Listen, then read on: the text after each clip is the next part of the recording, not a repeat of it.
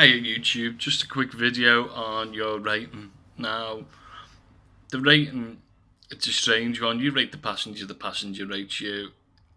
I don't agree with it because it can get used as a weapon. If the passenger's having a bad day, they could just rate you a one just to be a pain in the arse. I know certain cultures rate me a four because they think that's pretty good, where in the eyes of Uber, it's not. Five's good. If you don't get a five, you've done really bad. Um, and I genuinely think it's a bad idea. Don't get me wrong. Um, when I look at when I look at the passenger rating, I see that they're a really, really low rating. I don't knock them back. I still take the job. Uh, you sort of see why they're a bit obnoxious, but I still wouldn't rate them below five. If they don't talk to me, if they're funny with me, it doesn't bother me. I'm not going to rate them down for that. Uh, I'd only rate someone down if they're being racist, if they try and assault me, or if they, you know, if they do anything to my car. That's the only reason that I'd rate someone down. Otherwise, I wouldn't, because everyone has bad days. The passenger might be having a bad day because of having an argument with the missus or the fella, so they're taking, they just want to be left alone. I don't have sweets in my cars. I don't have drinks in my cars. A lot of Uber passenger drivers do. They offer drinks, sweets, stuff like that. Um, I don't. The reason I don't, it's just more crap that's going to get left in your car. I notice it when I see passengers with bottles of water or like a chocolate bar, stuff like that, and they leave the wrappers in the car. It really grinds my gears, it really does. But that's why I don't have drinks or sweets available. But my rating's 4.93. I don't think it's a bad rating. I think it's all about talking to them. Now, I'm not being sexist in any way. If I have a woman in my car, the first thing I talk about is hair.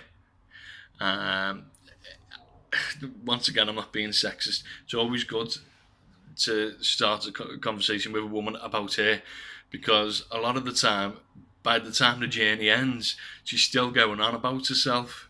So you're not putting any thought into it. You don't have to think on the spot. You're just, yeah, agreeing. Oh, yeah, yeah, just agree with her. And it goes pretty well. And you normally get a 5 star.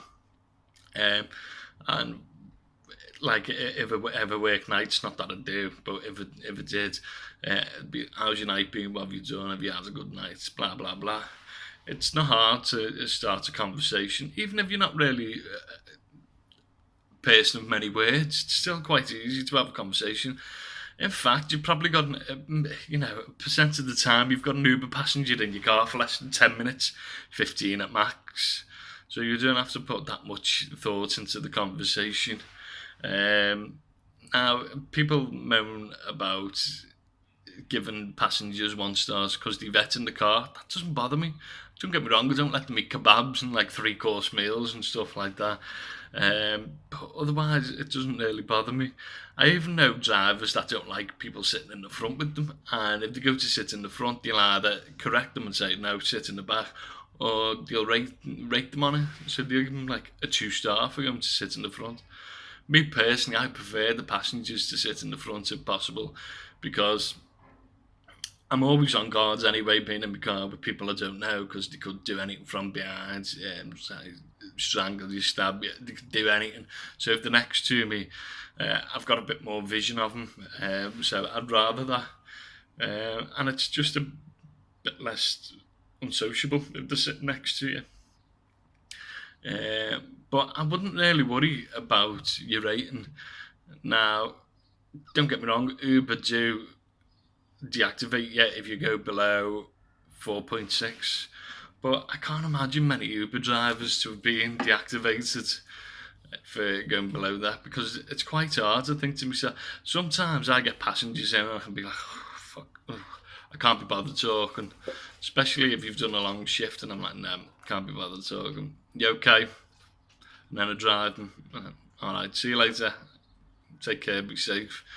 Um, Yeah, and my rating's still not that bad. Now, another thing which I do it, I don't do it for the rating, I do it for more security reasons.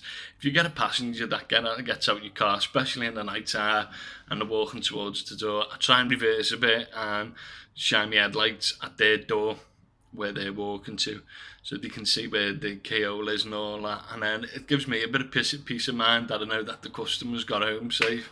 Because a lot of people that use Uber are quite young. You could say vulnerable, so it is good to know that they've got home all right. It's just a bit of common decency, really, to do stuff like that.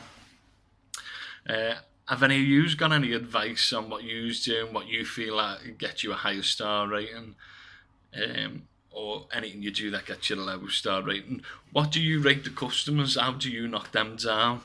Let us know on the comments section. Please like and share and subscribe, and I'll be much appreciative. Thank you very much. Have a good day.